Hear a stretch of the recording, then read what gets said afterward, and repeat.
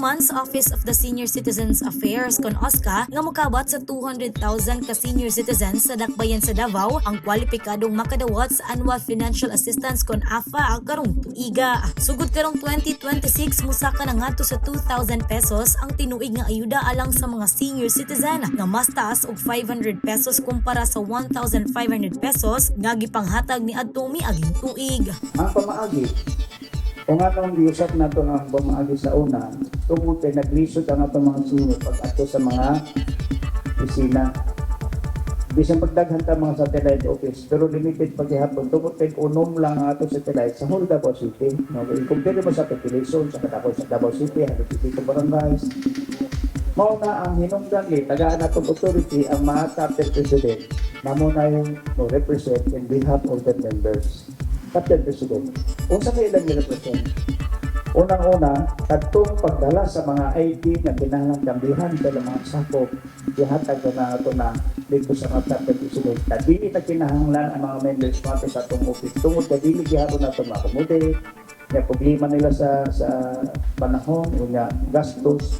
Mo ito, ang ilang presidente, katagaan na ito o authority nga, kamo na yung magdalatan ng ganit.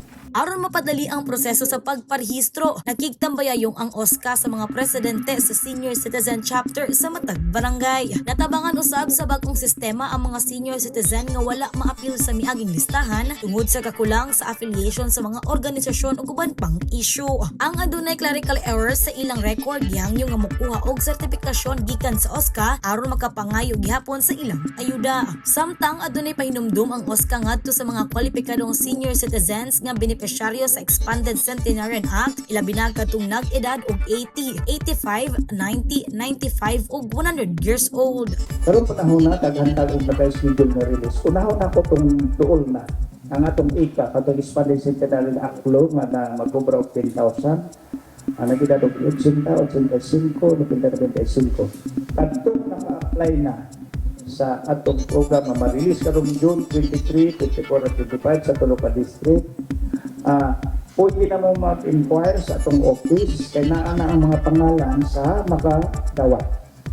Kato nag-birthday kutob sa May 31 na naka-apply na-approve na. O katong last year, o katong nag-birthday sa 2024 na naka-apply itong first quarter, ang deadline nato March 31, ang inyong mga pangalan na nasa atong OSCA office.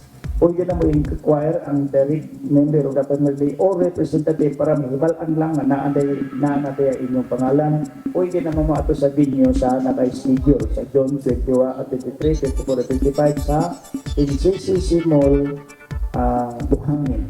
No? Para sa Madiu Davao, ako si Lawrence Gloria.